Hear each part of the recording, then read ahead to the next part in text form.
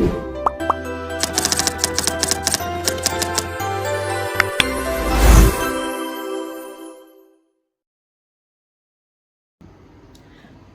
ng kapayapaan po sa ating lahat, nawa'y sumainyo ang kapayapaan sa araw na ito. Sa mga oras na ito ay tatalakayin natin ang Module 8 o ang Instances in Terms of Moral, Lumad, and Christian-Filipino Cooperation, na kung saan nakapaloob sa talakayang ito ang kasagutan sa ating mga objectives. Ang una sa ating objectives o ang unang katanungan sa ating objektibo ay were there instances or attempts of moral, lumad, and Christian-Filipino cooperation on their struggle against foreign colonialism. Pangalawa, what inspiration can we get out of this? At ang iba pang mga nilalaman ng presentasyong ito ay matatalakay natin maya-maya. Ngunit bago tayong magpatuloy sa ating mismong talakayan, ay atin munang talakayin ang report ni Horacio de la Costa tungkol sa speech ni Dato Buisan sa mga dato ng Leyte. Aniya, the Leyte datos were waiting for him. He took their golden bells and released to them whom they would. When he opened his mind to them, it was not so much for the ransom. He said that he had sent for them, but to ask them to consider well what advantage they derive from being tributary to the Spaniards. Has the Spaniard been able to protect them? Had he been able to protect the people of Panay, Mindoro, and Balayan? But if they allied themselves to the Maguindanaos, they would have him, Buisan, for their friend, and not what he was now, much to his regret. Let them further consider how easy it would be for them to throw off the Spanish yoke with the help of Maguindanaos. The Spaniards, after all, were only a handful, nor were they as invincible as they made themselves out to be. Let the people of Leyte be resolute. Let them prepare to rise as one man. The following year, he, Buisan, would come with a great armada, and together they would sweep the island clear of Spaniard. Yan ang pangako ni Buisan na sa kanyang pagbalik ay magdadala siya ng mga armada na kung saan ay isusweep or aalisin nila o lilinisan nila ang isla ng Leyte at paaalisin ang mga Spaniard. The Datos thought that there were much wisdom in his speech. They sat down with Buisan and entered into a blood compact with him. They slashed their wrists and let the blood drip into a bowl of brandy. They drank their mingled blood from the common bowl and so become brothers. This done, Buisan turned the prows on his fleet for home. So ang blood compact ay is a symbol of unity and mutual support, wherein kanilang susugatan ng kanilang wrist at ang dugo ay lalagay sa isang bowl at iinumin nila ito bilang tanda ng pagkakaisa na siyang ginawa ng mga dato ng Leyte at ni Dato Buisan. So Dato Buisan, sino nga ba si Dato Buisan? Well, Dato Buisan is a Maguindanao leader who encouraged the datos of Leyte or Visayas to unite with him against the Spanish. He highlighted how the Spaniards were a small, divided group who would be easily overthrown if local leaders cooperated. So, ang Spaniards, kapag nagkakawatak-watak ang iba't ibang tribo, ay mas malaki ang puwersa ng mga Spaniard. Ngunit sa punto na kung saan ay mag-iisa o magsasama-sama ang mga tribo, ang lahat ng tribo sa Pilipinas ay madadaig o matatalo nila ang mga Spaniard. The Leyte datos agreed with Buisan, entered into a blood compact and pledged cooperation. Sa ito na yung pumasok sila sa isang blood compact na kung saan susugatan ang wrist at ipapatulo papunta sa bowl at iinumin ang dugo. So De La Costa's account also highlights how local leaders recognized the weakness of colonial powers and how they were open to alliance despite a difference in religion or region. This story shows an early example of intergroup cooperation between the Moro, Maguindanaos, and Christianized Visayan leader. And now let's proceed to the lesson proper. So the number one question is, were there instances or attempts of moral lumad and Christian Filipino cooperation in their struggle against foreign colonialism? Let's find out.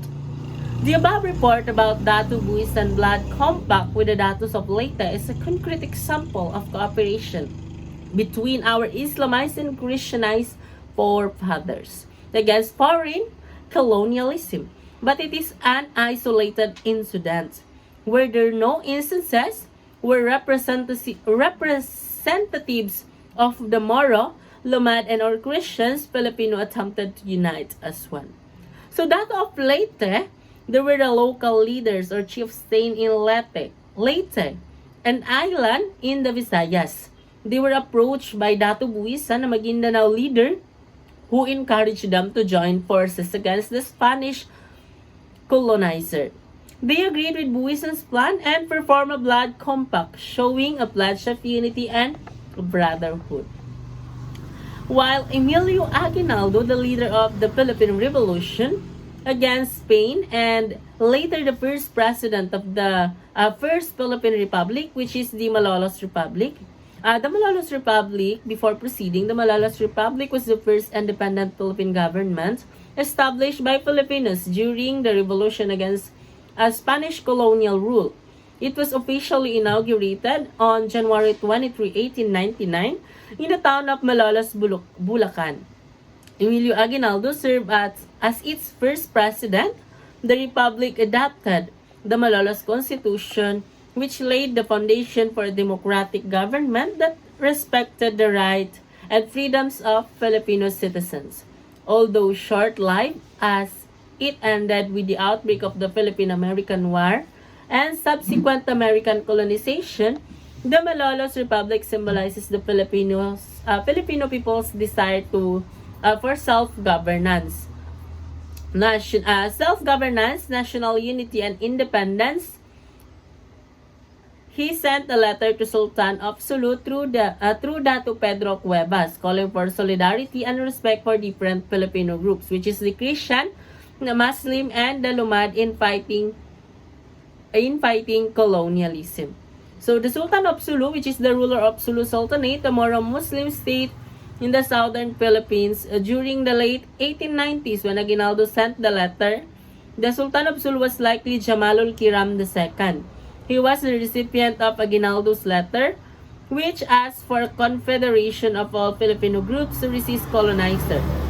He represented the Moro or the Muslim Filipinos' interests and would have been the recipient of Aguinaldo's appeal for cooperation against colonizer. Who is Datu Pedro Cuevas?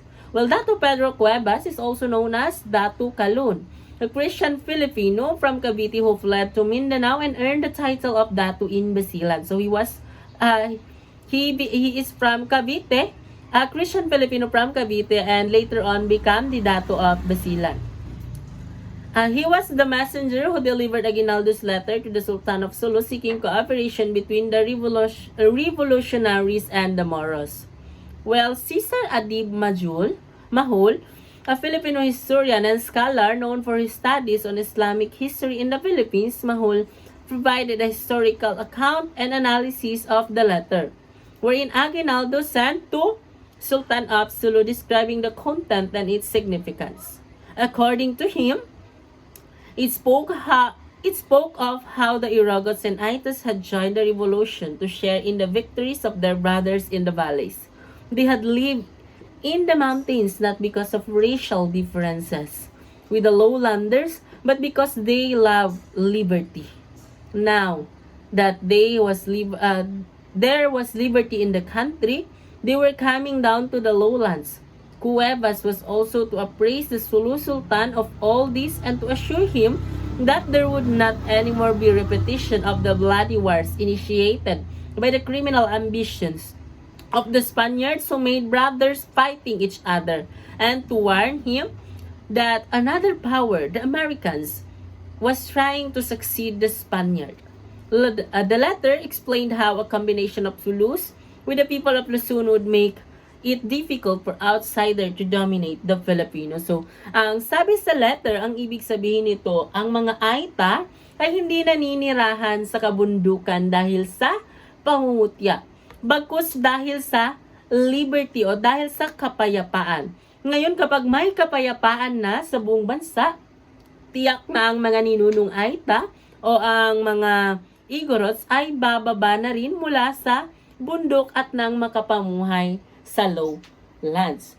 Nasabi din sa letter kung ano ang kung gaano ka powerful or gaano ka makapangyarihan ang magiging kombinasyon ng mga tao sa Sulu at ang mga tao sa Luzon. Then, in another instance, Baldomero Aguinaldo, the brother of President Emilio Aguinaldo, also wrote a letter dated May 31, 1899, which he addressed to the Sultan of Marangas. The said letter talked about God, but the Spaniards, especially the friars, made a distinction between the Moros, who were described to have a false religion, and the Christians, who were asserted to have the true religion, in order to sow religious discord among the Filipino race. Baldomero Aguinaldo further expressed confidence that as brothers and sons of the same race, they would join in the aspiration of independence and liberty. So, ang kapatid ni Aguinaldo ay nagbigay din ng liham sa isa sa mga sultan na kung saan ito ay si Sultan ng Marangas, na kung saan sinabi niya o ipinahayag niya sa kanyang liham ang ginagawa ng mga friars na kung saan sinasabi nila sa ibang mga lahi or sinasabi nila sa mga Christian na ang mga Moros ay may false religion o hindi totoo ang kanilang religion, while ang mga Christian sila ang may totoong religion. At ang pangyayaring iyon ang nagdudulot na upang nang sa ganon ay mag-away-away ang mga Moro at ang mga Christian, na kung saan hindi ito tama at hindi ito nararapat. Kaya ang sabi niya, as brothers and sons of the same race, they would join in an aspiration of independence and liberty. The letter sent by Aguinaldo's revolutionary government to the Moro leader, though they did not receive a positive response, were very significant. Why? Because, number one, they showed a new realization. For 333 years, Filipinos were conditioned by colonizers, especially the Spaniards, to believe that the Islamized Filipino or the Moros were enemies of the Christian Filipinos. So this is it. Ito na yon yung na kung saan pinapaniwala ng mga Spaniards ang mga Christian na kaaway nila ang mga Moro, na hindi naman talaga ito totoo. Pangalawa, the real enemy, however, was foreign colonialization, which manipulated religious and cultural differences to keep Filipino divided. Sila yung patuloy na nagsasabi o patuloy na nagko-convince sa mga iba't ibang tribo na naiiba sila sa iba pang tribo, kaya nagkakaroon ng conflict between tribes. And lastly, the latter reflect a turning point in Filipino thinking or realizing that the need for unity and mutual respect, because through unity and through mutual respect we can achieve what we are aiming for.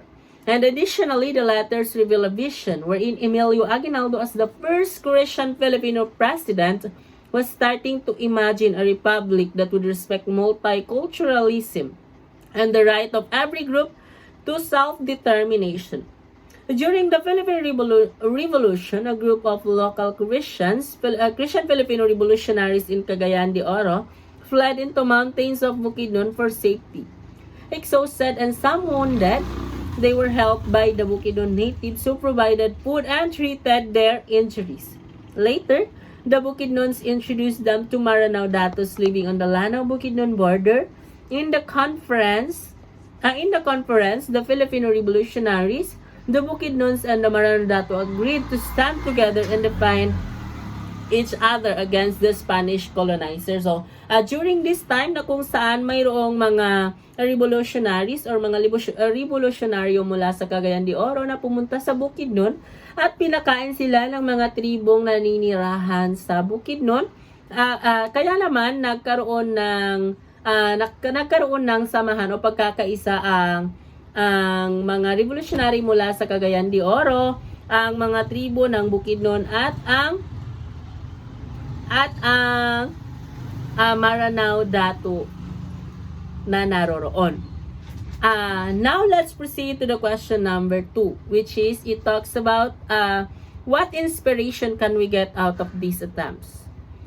The additional instances or attempts at cooperation of our forefathers should inspire us that we are not only related by blood, language, and culture, which are the basis of ethnicity, the primordial foundation of nationhood. But more importantly, we are also had the conviction to belong to each other.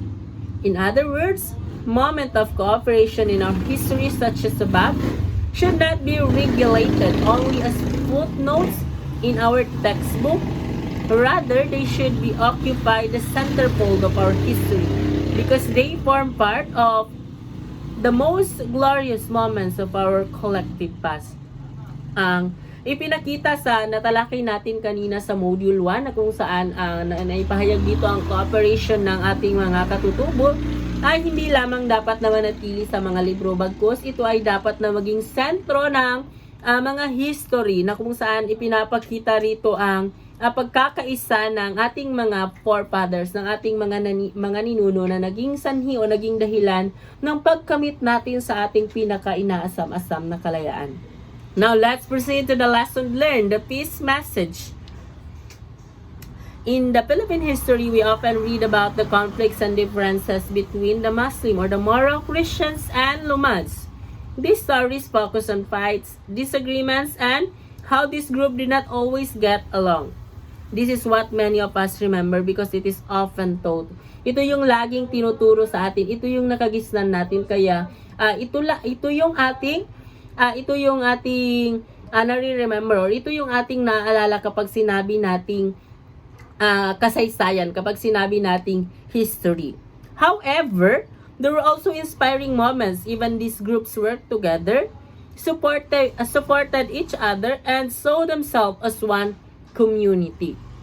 Unfortunately, these moments are often overlooked or forgotten because of selective memory or meaning. People tend to remember conflicts more than cooperation. Why do you think so? Because this is natural. But it also means that we miss out learning from the time when our ancestors set aside differences and unites.